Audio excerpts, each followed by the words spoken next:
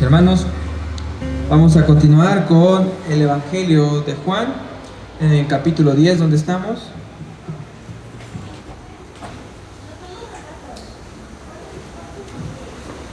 En la actualidad, uno de los temas que en muchas iglesias se debate o se trata, o incluso algunos han tratado de no abordar tanto, es la garantía o la certeza que los creyentes pueden tener en Cristo. En temas de la Reforma Protestante, esto se llamaba la perseverancia de los santos, la garantía que los santos podían tener en Cristo de su salvación.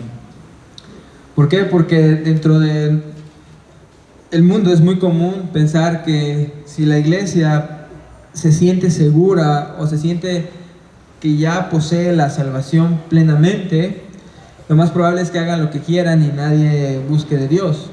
Pero la realidad es que quien ha recibido una nueva naturaleza, quien ha sido transformado de corazón y mente, no hace eso, sino busca agradar a Dios. Y por eso también no vamos a ignorar lo que las Escrituras nos dicen al respecto. Hemos estado estudiando acerca de que nuestro Señor Jesucristo ha dado la vida por sus ovejas, de que Él ha llamado a sus ovejas por nombre. Y hoy abordaremos también, Juan ampliará este tema y añadirá de que las ovejas tienen garantía en Cristo. Somos salvados y tenemos esa salvación garantizada y plena en nuestro Señor Jesucristo. ¿Por qué? Porque Él y el Padre son uno. Porque Él y el Padre son uno. Entonces, mis hermanos, hoy veremos de que Jesús, el Cristo, el Hijo de Dios, es uno con el Padre. Y por tanto nosotros debemos creer en Él y tener plena certeza de nuestra salvación. Porque Jesús, el Cristo, el Hijo de Dios, es uno con el Padre. Nosotros debemos creer en Él y tener plena certeza de nuestra salvación en Cristo.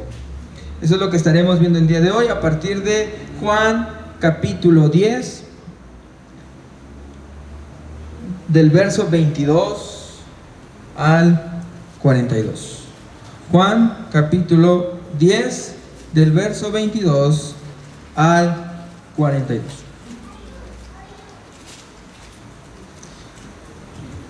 Dice: celebrase en Jerusalén la fiesta de la dedicación. Era invierno y Jesús andaba en el templo por el pórtico de Salomón. Y le rodearon los judíos y le dijeron: ¿hasta cuándo nos turbarás el alma? Si eres tú el Cristo, dínoslo abiertamente. Jesús le respondió: os he dicho y no creéis. Las obras que yo hago en nombre de mi Padre, ellas dan testimonio de mí. Pero vosotros no creéis porque no sois de mis ovejas, como os he dicho. Mis ovejas oyen mi voz y yo las conozco y me siguen. Y yo les doy vida eterna y no perecerán jamás. Nadie las arrebatará de mi mano. Mi Padre que me las dio es mayor que todos y nadie las puede arrebatar de la mano de mi Padre. Yo y el Padre somos uno. Uno somos. Entonces los judíos volvieron a tomar piedras para apedrearle. Jesús respondió: muchas buenas obras os he mostrado de mi Padre. ¿Por cuál de ellas me apedreáis? Le respondieron los judíos diciendo: por buena obra no te apedreamos, sino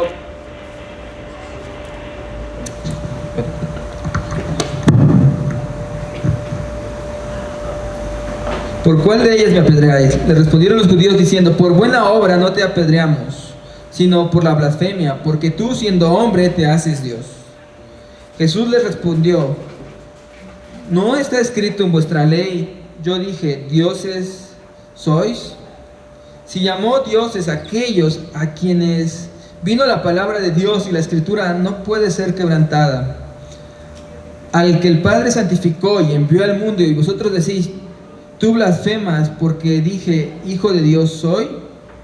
Si no hago las obras de mi Padre, no me creáis. Mas si las hago, aunque no me creáis, a mí, creed a las obras, para que conozcáis y creáis que el Padre está en mí y yo en el Padre.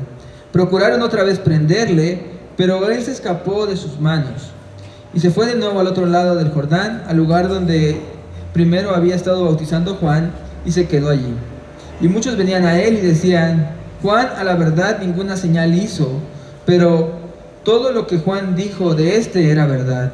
Y muchos creyeron en él allí. Muy bien, mis hermanos. El texto nos narra una pregunta que los judíos le hacen a nuestro Señor Jesucristo en una celebración. Se llama la celebración de la dedicación, la fiesta de la dedicación. ¿Qué particularidad tiene esta fiesta? Juan, vamos viendo que va dando cierto énfasis a las fiestas que se llevaban en el tiempo de los judíos. Nuestro relato anterior empezó a desarrollarse a partir de ¿qué fiesta? ¿Se acuerdan? La fiesta de los tabernáculos, que se llevaba alrededor de septiembre, final de septiembre. Entonces, ahora nos está explicando que han pasado algunos meses. Estamos en la fiesta de la dedicación. Esta se da en invierno, nos dice el texto. La fiesta de la dedicación era una fiesta que se originó no por la ley o el Antiguo Testamento, sino se da en ese periodo entre el Antiguo y el Nuevo Testamento. En ese periodo intermedio se da el origen de esta fiesta.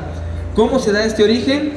Pues cuando los griegos empiezan a dominar sobre esta región, después llega un rey sirio que trata de helenizar a toda la zona, todo Jerusalén, que se volvieran de costumbres griegas y abandonaran prácticas de la ley. Y muchos judíos empezaron a hacer esto, optaron por tomar prácticas griegas y abandonar las prácticas de la ley. Pero dentro del pueblo judío hubo un remanente, un sacerdote que se levanta y le dice al rey Antíoco de que no se iban a someter a todo esto, y uno de sus hijos fue el que va a encabezar la purificación del templo, que se había dado ya a la idolatría.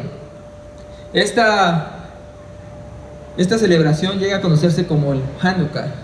Entonces, y eso recordaban por medio de luces, por eso también se llama la fiesta de las luces o la festividad de las luces en este Hanukkah.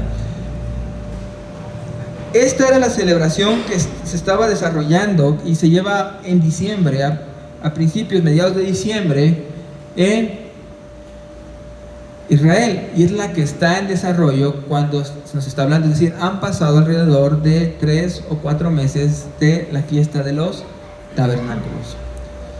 Y nuestro Señor Jesucristo se encontraba en el templo, y ahora son los judíos que vienen y lo confrontan y le tratan de decir: dinos abiertamente, ¿eres tú el Cristo? ¿Hasta cuándo vas a tener nuestra alma en suspenso? ¿Hasta cuándo nos vas a dejar con la incógnita y no vas a decir abiertamente si eres o no el Cristo?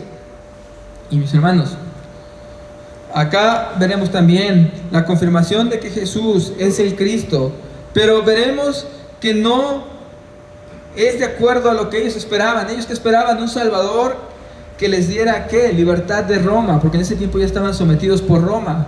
Que les diera libertad de Roma y que estableciera un gobierno judío, siendo él el rey más grande de todos, libertando al pueblo de Israel. Ellos buscaban un salvador humano, un caudillo, pero Dios les está dando un salvador divino, un salvador que es más que un hombre, es Dios mismo. Y algo que nos está enseñando este evangelio de Juan desde el principio, desde el verso número 1, Juan nos está enseñando que el Salvador del mundo es más que un Salvador humano, es un Salvador divino, es Dios encarnado. Juan empieza diciendo: en el principio era el verbo era con Dios, o estaba con Dios, y el verbo ¿qué? Era Dios. Esto era en el principio. Desde la primera declaración del libro, Juan nos está diciendo: es Dios, es divino este verbo.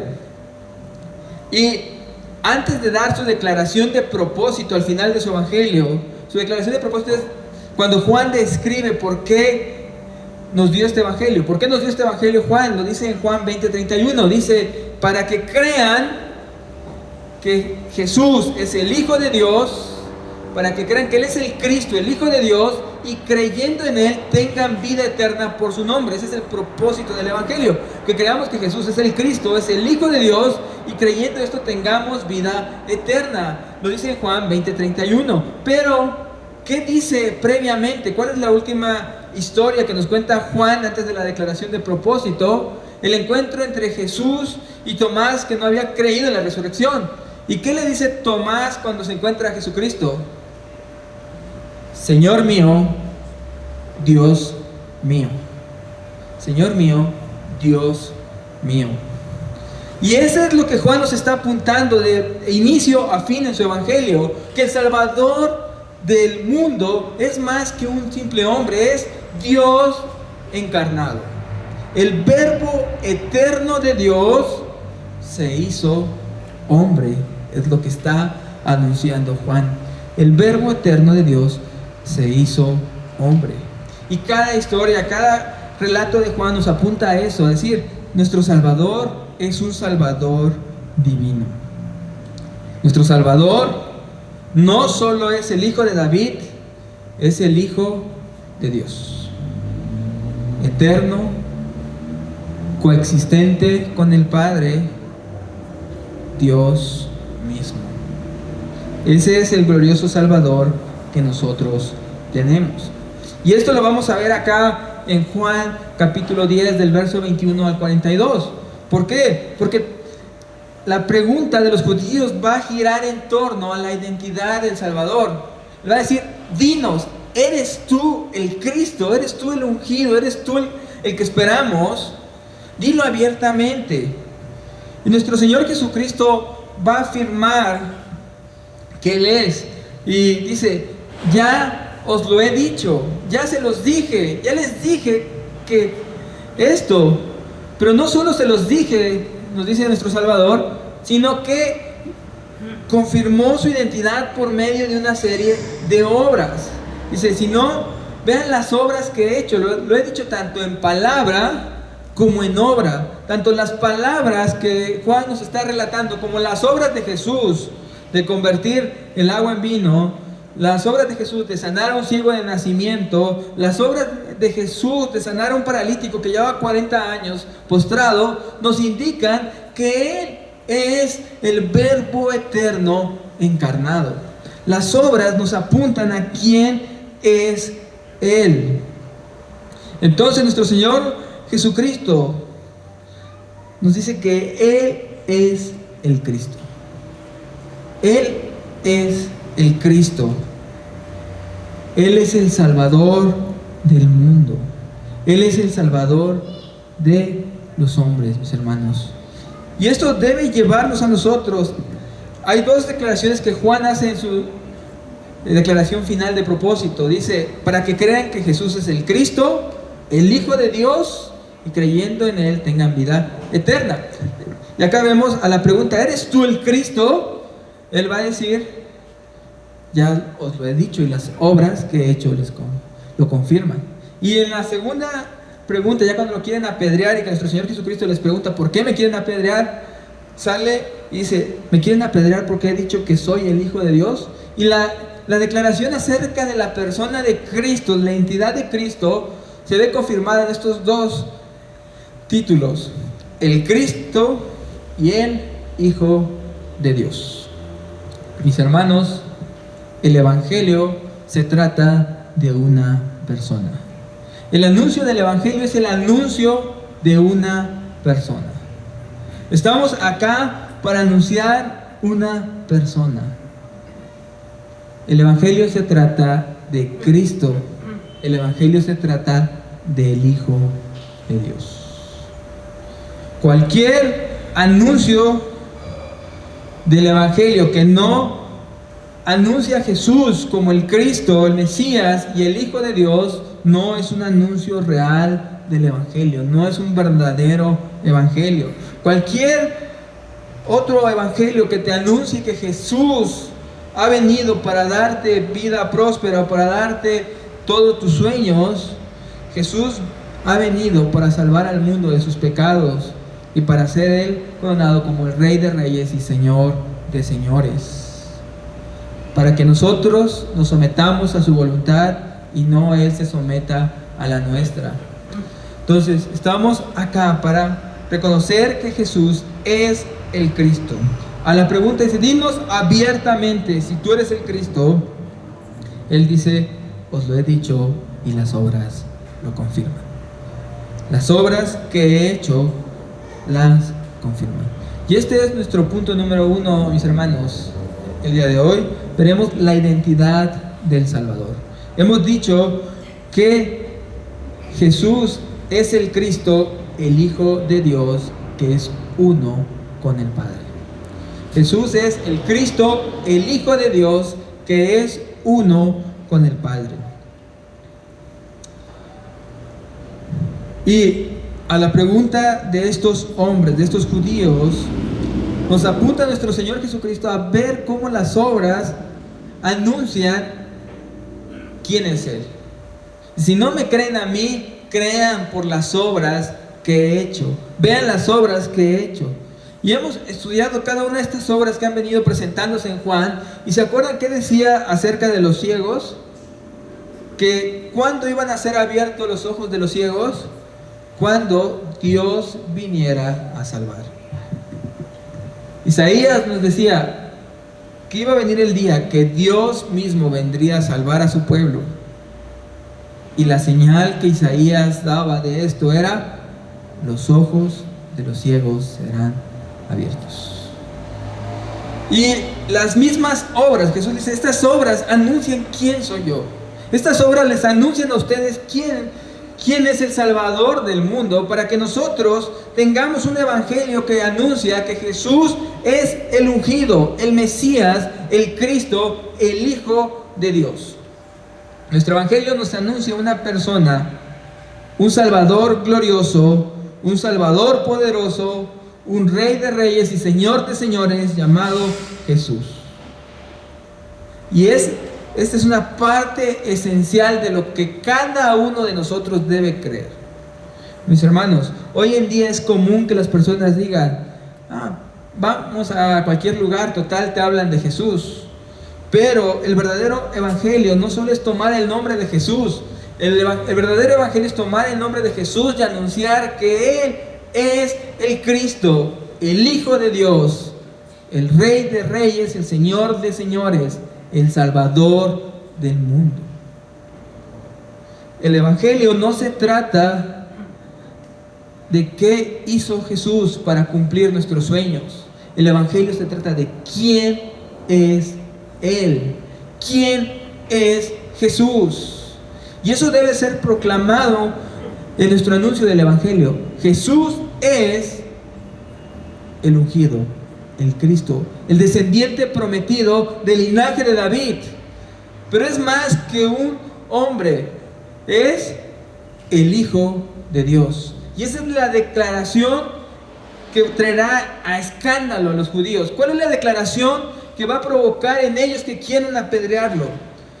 Pues en nuestro texto, nuestro Señor Jesucristo afirma en el verso 30: yo y el Padre somos uno somos. Yo y el Padre uno somos. Y entonces tenemos no a un Salvador meramente humano, no tenemos a un caudillo humano. Tenemos a un Salvador plenamente divino, a un Salvador que es el Hijo de Dios, Dios encarnado, y que Él mismo afirma ser uno con el Padre, estar en una unidad con el Padre. Yo y el Padre somos uno. Luego lo vuelve a decir, dice lo mismo de otra forma, dice: para que creáis que el Padre está en mí y yo en el Padre. Entonces, lo que está tratando de decir en estas dos expresiones es exactamente lo mismo, de que Él está en una unidad con el Padre, porque Él es el Verbo eterno que existe con el Padre, nos ha dicho Juan, que en el principio ya existía con el Padre, pero también nos dice que es Dios. Y esto Juan presenta las evidencias más grandes de lo que nosotros conocemos como la doctrina de la Trinidad, de que el Hijo es Dios eterno encarnado, que existía con el Padre. Y esa primera declaración que nos hace Juan es reforzada a lo largo de ese evangelio, cuando va revelando la persona de Jesús, nos va revelando su persona, y nos va apuntando, miren, Él es el que sana a los ciegos, miren, Él es el que levanta a los paralíticos. Y nosotros decimos, ¿y quién decía en las Escrituras que debía hacer todo esto? Nos encontramos que es Dios salvando a su pueblo. Entonces, mis hermanos, nuestra fe debe tener su enfoque en declarar que Jesús es Dios que salva a su pueblo. Dios ha dicho que Él es Dios y fuera de Él no hay quien pueda salvar. No hay quien pueda salvar. Y si nosotros creemos esa declaración, Jesús es Dios. Porque si Jesús no es Dios, no puede salvar. Porque fuera de Dios no hay quien pueda salvar. Y si Jesús es nuestro Salvador, es porque declaramos lo mismo que Tomás: Señor mío, Dios mío. Ese es Jesús para nosotros. Entonces, mis hermanos, la fe que salva no es una fe que trata ligeramente a Jesús, o que solo toma el nombre de Jesús para decir en sus labios y decir ya eres salvo porque tus labios dijeron Jesús. No, la fe que salva es una fe que reconoce que Jesús es Dios. Una fe que reconoce que Jesús es el Señor.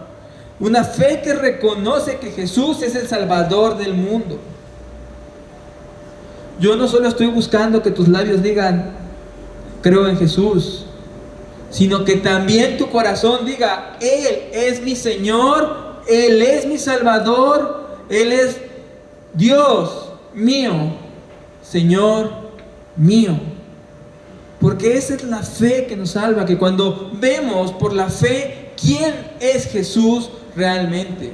Y el texto inicia en ellos cuestionando si Él era el Cristo, un Salvador, pero el Cristo desde su perspectiva humana. Tú eres ese Salvador humano que nos va a librar de los romanos.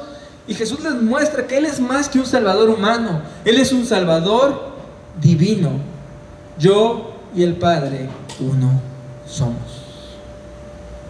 Un Salvador divino. Jesús, el Cristo, el Hijo de Dios. ¿Y cómo es confirmada su identidad? Nos dice por las obras. Las obras que Él ha hecho son la evidencia de quién es Jesús. La evidencia de quién es Jesús. Pues, hermanos, algunos han querido tomar los evangelios y decir, si Jesús hizo esto, yo también voy a hacer lo mismo. Si Jesús convirtió el agua en vino, lo voy a hacer. Si Jesús caminó sobre las aguas, lo voy a hacer. Si Jesús calmó la tormenta, lo voy a hacer. Si Jesús sanó, hizo tantos milagros, mayores cosas vamos a hacer que Él, ¿no? Ya llegaremos a ese texto para ver a qué se refería. Pero algo que debemos tener en claro es que las obras de Jesús no nos estaban dando a nosotros un manual para imitar y decir, vamos a hacer lo mismo y mejor. Las obras de Jesús estaban señalando quién era Él. Si Jesús hacía lo que hacía, era porque Dios estaba señalando quién es Él. Si Él levantaba a los muertos, como va a ser en el siguiente capítulo, si Él con una sola instrucción, un muerto se levantaba de la tumba y salía, si los paralíticos se levantaban, si los ojos de los ciegos eran abiertos, es porque Dios estaba dando evidencia de quién es Él. Las obras, las señales, los milagros que Jesús hizo tenían un propósito: dar a conocer quién era Él. Para Dios acreditar a Jesús como el Mesías y Salvador del mundo. El Padre estaba diciendo, Él verdaderamente es. Y ese era el conflicto teológico que tenían los judíos, porque decían, bueno, es que Él afirma ser el Hijo de Dios y se hace igual a Dios, pero nosotros creemos que eso es una blasfemia, porque ¿cómo un hombre puede asegurar que es Hijo de Dios y que es igual a Dios? ¿Cómo un hombre se atreve a asegurar esto? Y eso les generaba a ellos un conflicto, porque por otro lado, ¿qué pasaba? ¿Qué ocurría? Ellos veían las obras que Jesús hacía y decían, pero ¿cómo un hombre puede hacer estas obras si Dios no está con él? Y las obras eran la evidencia innegable de que Jesús era el Hijo de Dios, de que Jesús era el Hijo de Dios. Las obras que Jesús hizo apuntaban que Jesús es el Cristo, el Hijo de Dios, el Salvador del mundo. Mis hermanos, y cuando leemos que Jesús convirtió el agua en vino, cuando leemos que Jesús caminó sobre el mar, cuando leemos que Jesús calmó el mar con una sola instrucción, estamos leyendo ¿qué? La evidencia de que Jesús es quien dijo ser. ¿Qué se preguntaban? ¿Quién es este? ¿Quién es este? Que aún el viento y el mar le obedecen. Cuando nosotros estamos leyendo nuestra Biblia y vemos todo lo que Jesús hace, nosotros debemos preguntarnos eso. ¿Quién es Él? ¿Quién es Él que está haciendo todo esto? ¿Quién es Él que con su voz levanta a los muertos? ¿Quién es Él que abre los ojos del ciego? ¿Quién es Él que hace todo esto? Y la respuesta es, Él es el Cristo, el Hijo de Dios, el que es uno con el Padre, el Salvador del mundo. Y cada una de las obras que vemos acá es una evidencia a favor de Cristo. Hoy en día hay una nueva corriente, ni tan nueva, pero una enseñanza que dice que debemos desmitificar la Biblia. Nos enseña que quedémonos con el Jesús maestro, el que enseña a amar al prójimo, y omitamos los milagros. No, los milagros no son necesarios. Lo importante es la enseñanza de Jesús de amarnos unos a otros, amar al prójimo y hacer el bien a los demás. Con ese Jesús quedémonos y quitemos todos esos hechos extraordinarios que pues pertenecían a otra época, pero ya la gente no cree esas cosas. Así hay personas que afirman hoy en día, pero si nosotros aceptamos esa posición, si nosotros aceptamos esa postura, ¿qué estaríamos haciendo? Estaríamos quitando la evidencia de quién es Él. Estaríamos quitando toda la evidencia de que Él hizo lo que Él hizo y nos indica que es el Hijo de Dios. Si nosotros ignoráramos los milagros que Jesús hizo, no nos quedaría más que una serie de argumentos y palabras para decir que Él es el Hijo de Dios. Pero la evidencia contundente, visible, la dieron ¿qué? Sus milagros, sus obras sobrenaturales, que nos dicen, Él es el Salvador del mundo. Porque ¿en qué época de la humanidad la normalidad ha sido que las personas caminen sobre el agua? En ninguna. ¿En qué época de la humanidad lo normal es que los muertos salgan de la tumba porque alguien les llamó? Nunca ha sido lo normal eso.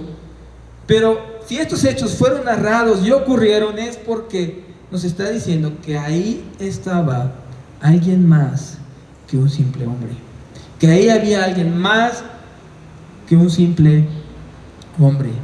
¿Y quién es ese alguien más? El Cristo, el Hijo de Dios.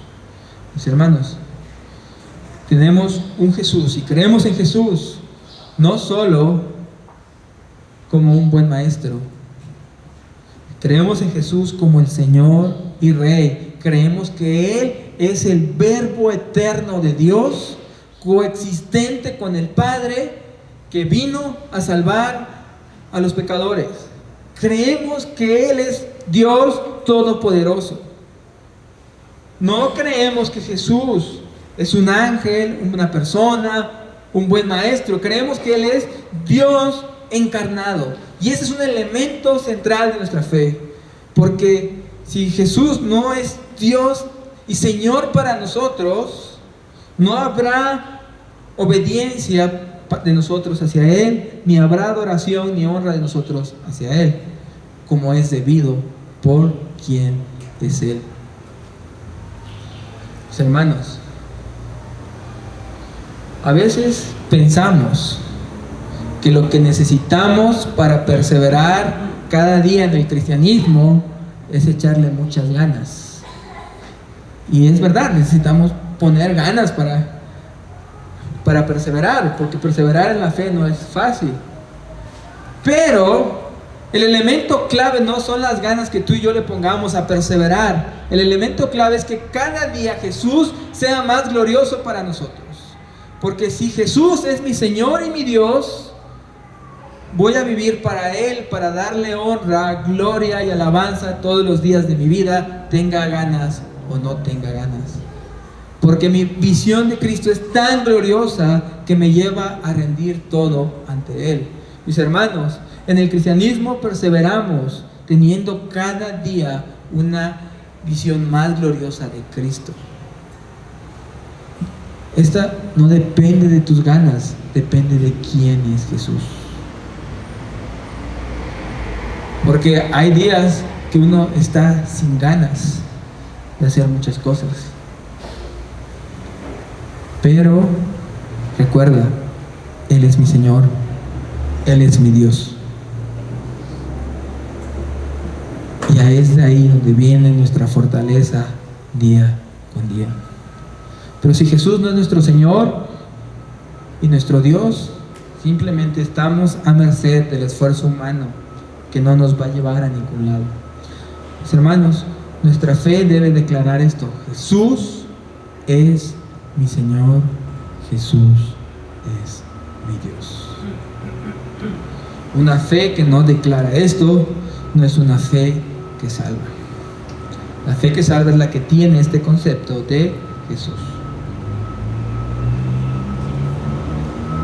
Y lo siguiente que el texto nos va a enseñar, y es ahí donde viene nuestra esperanza, es que el texto nos mostrará que los que son de Cristo, las ovejas de Cristo, pueden tener garantía en Cristo, pueden tener esperanza en Cristo y certeza en Cristo.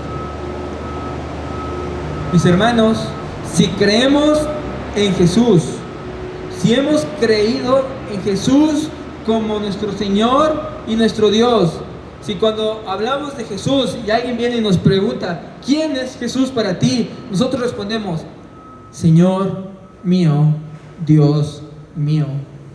Entonces nosotros podemos tener este descanso y esta confianza de que sus ovejas encuentran garantía en su Salvador. Y ese es nuestro siguiente punto. Sus ovejas encuentran garantía en el Salvador. Verso 26, Jesús le está respondiendo a estos judíos y le dice, ellos le están preguntando, ¿eres tú el Cristo? Dilo abiertamente si eres tú. Jesús les dice, ya lo he dicho y las obras dan evidencia, pero si ustedes se niegan a creerlo, es por una razón. ¿Y cuál es la razón de que ellos se negaran a creer que Jesús era el Hijo de Dios? No era la falta de evidencia, lo hemos dicho. Tenían hasta evidencia más tangible que la nuestra, porque nosotros leemos del ciego que sus ojos fueron abiertos, ellos lo tenían enfrente. Incluso ellos nos regalaron la investigación que viene en la Biblia, porque ellos fueron los encargados de ir a investigar si había sido cierto o no. Entonces, ellos tenían evidencia suficiente para creer, pero no creyeron. ¿Por qué? Dice nuestro Señor Jesucristo, pero vosotros no creéis porque no sois de mis ovejas, como os he dicho. Mis ovejas oyen mi voz y yo las conozco y me siguen, y yo les doy vida eterna y no perecerán jamás, ni nadie las arrebatará de mi mano. Hermanos, ya habíamos visto en el principio del capítulo 10 estas declaraciones. donde dice que las ovejas que conocen la voz del Salvador, que el Salvador las llama por nombre. No es casualidad que nosotros vengamos a la fe en Jesús. No es una obra de la coincidencia que vengamos a la fe. Es una obra divina. Dios nos llamó de forma particular a cada uno de nosotros. Dios hizo un llamado personal a cada uno de nosotros.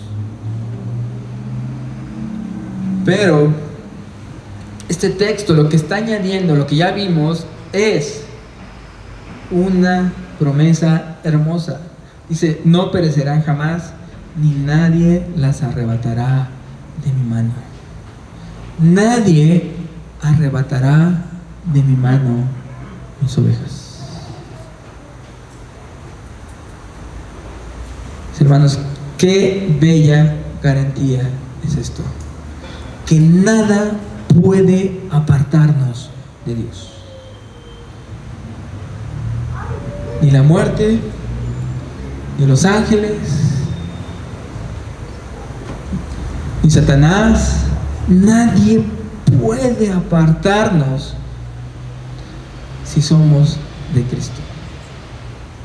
Nadie las arrebatará de mi mano. Nadie quitará una oveja mía de mi mano, dice Cristo. Qué hermosa garantía. Qué hermosa palabra de nuestro Señor, el que tú y yo podamos descansar en que pese a nuestras fallas, que pese a nuestras luchas, que pese a nuestras dificultades, nadie podrá separarnos de Cristo.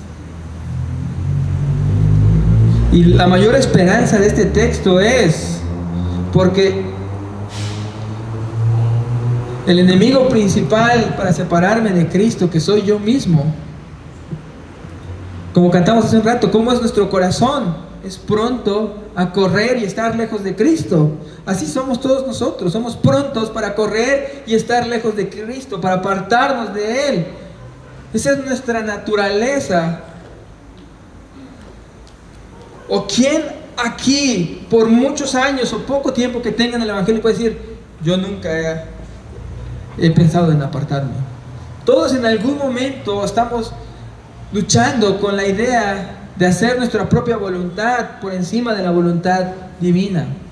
Y todos, muchas veces, más de las que quisiéramos reconocer, hemos hecho nuestra voluntad por encima de la voluntad divina. Nuestro corazón ha sido pronto para apartarse de Dios. Pero nuestra garantía, lo que nos tiene hoy acá, no es nuestra capacidad de autoanálisis y de reconocer y autoevaluarnos para decir: me equivoqué, entonces voy a regresar. Lo que nos tiene hoy acá es el amor divino, el amor de Cristo, y que Él ha dicho que los que son de Él no se apartarán. No se apartarán, nadie les arrebatará de su mano. ¿Por qué? Porque Él y el Padre son uno. Dice el verso 29: mi Padre que me las dio es mayor que todos. Nadie las puede arrebatar de la mano de mi Padre. Yo y el Padre somos uno. Mis hermanos, el Padre le ha regalado, le ha dado la iglesia a Cristo. Él ha dicho: son tuyos. Y porque el Padre lo ha determinado y se lo ha dado a su Hijo, ninguno de los que pertenece a Cristo podrá separarse de Él. Y aún en las luchas y en las dificultades, aún en las dudas, aún en las pruebas, nuestra esperanza es esa: que nada podrá separarnos de Cristo. Que nada podrá separarnos de Cristo. Y alguien dirá: hermano, pero yo conozco muchos que se han apartado. Yo conozco muchos que sí se han dejado a Cristo. Pero por eso también el apóstol Juan nos dice: estaban con nosotros, pero no eran de nosotros, porque si hubiesen sido de nosotros, ¿qué dice Juan? Jamás se hubieran ido de nosotros. Es decir, el que tú estés hoy aquí no es la garantía de que nunca te vas a apartar de Cristo. La garantía de que nunca te vas a apartar de Cristo es que Él sea tu Señor y tu Dios. Que Él sea tu Señor y tu Dios es la garantía de que perseverarás hasta el fin. No el hecho de que estés ocupando un lugar hoy acá. Muchos ocuparon un lugar hoy acá y no están este día. Y no me refiero a físicamente, sino en el Evangelio. Pero la garantía de que vamos a perseverar hasta el fin es si Cristo es nuestro Señor y nuestro Dios. Si hemos tenido la fe que hace de Cristo no un Salvador que sirve a nuestros intereses, sino un Salvador glorioso, un Rey eterno y que vuelve de nosotros esclavos que sirven a sus intereses, no Él a los nuestros. Hermanos, si no tenemos esta visión gloriosa de Cristo, si no tenemos este concepto tan alto de Cristo, no hemos conocido verdaderamente el Evangelio. Porque el Evangelio se trata principalmente de quién es Cristo y lo que Él hizo. Pero lo que Él hizo es tan relevante por quién es Él. Porque muchos en la historia murieron en una cruz, pero no hablamos de todos ellos. Hablamos de uno solo. ¿Por qué? Por quién era Él. Por quién era Él el que murió en esa cruz. Por eso es tan relevante que nosotros tengamos un concepto alto de Jesús, un concepto alto de nuestro Salvador, y que ese concepto alto nos lleve a apreciar lo que Él ha hecho. Entre más glorioso sea Cristo para nosotros, más asombrosa va a ser la cruz por quien murió ahí.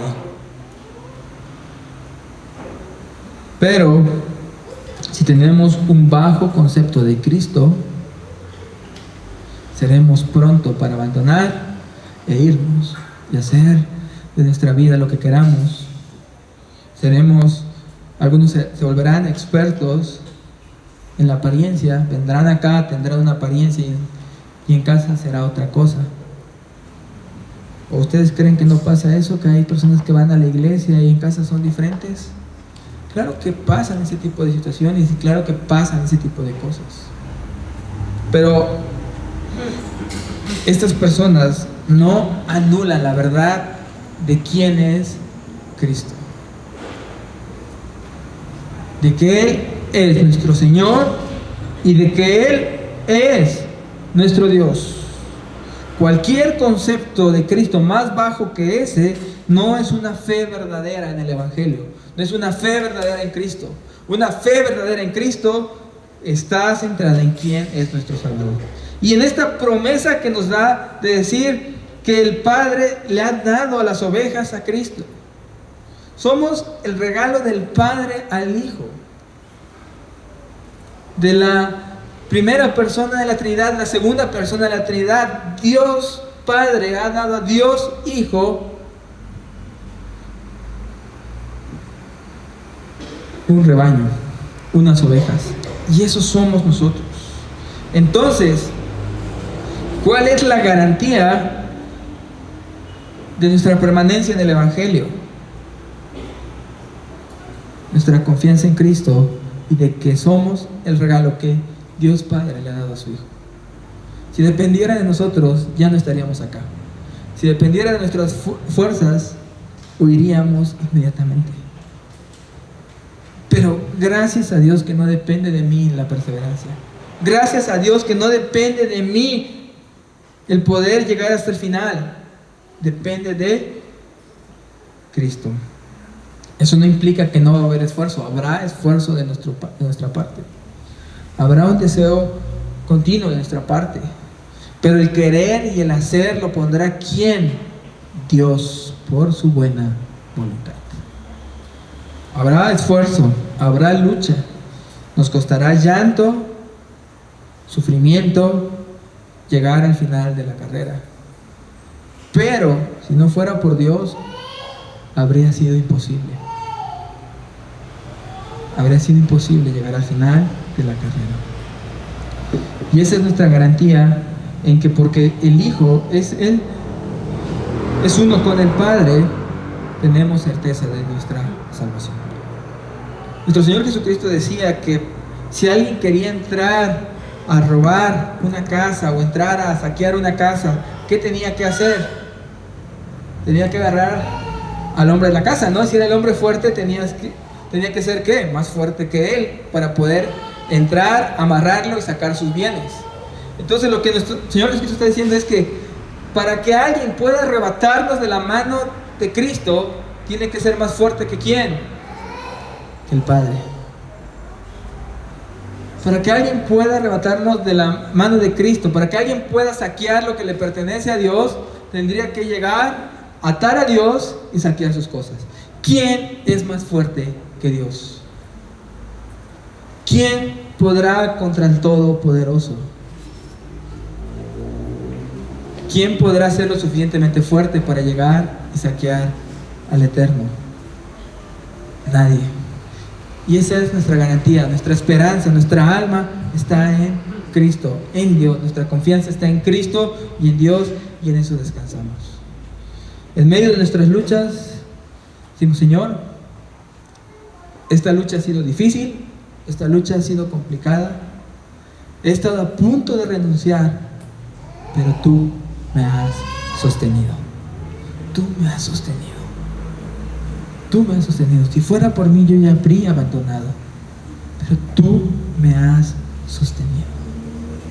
Y nuestra confianza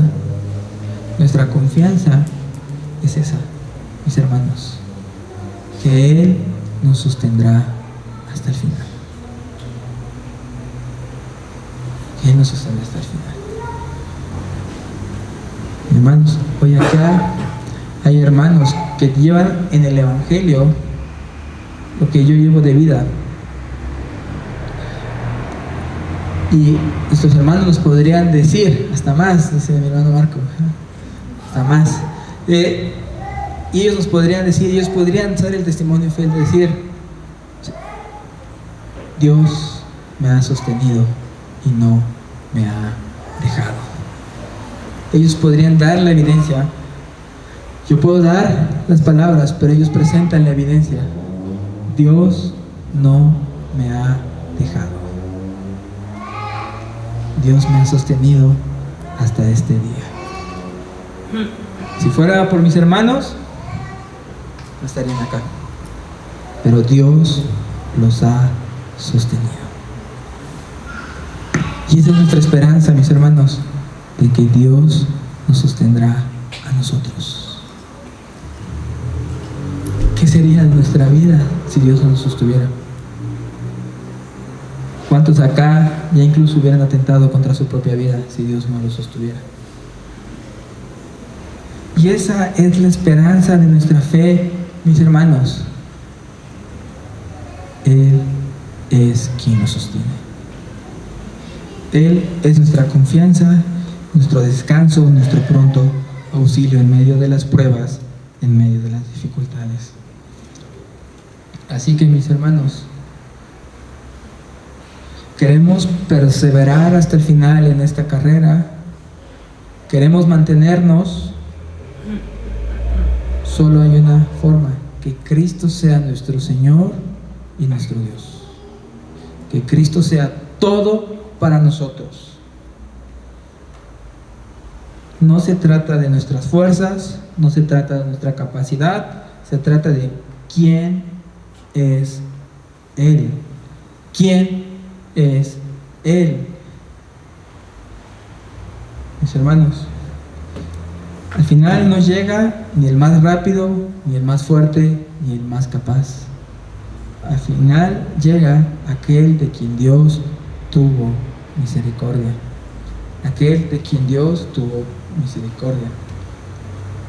Muchos podemos atestiguar eso, mis hermanos. A lo largo de la vida nos hemos topado con hombres más capaces, más hábiles, más facultados que nosotros. Iniciaron la carrera con nosotros, nos instruyeron a nosotros y no perseveraron. Y nos muestra que esto no es de habilidad, ni de capacidad, ni de rapidez. es de misericordia. Y es de aquel a quien Dios tiene misericordia. Por tanto, humillémonos ante la poderosa mano de Dios y confiemos en Él, porque de Él depende toda nuestra salvación. Voy a finalizar leyéndoles Romanos 8, del verso 35 al 39. Romanos 8, del verso 35 al 39.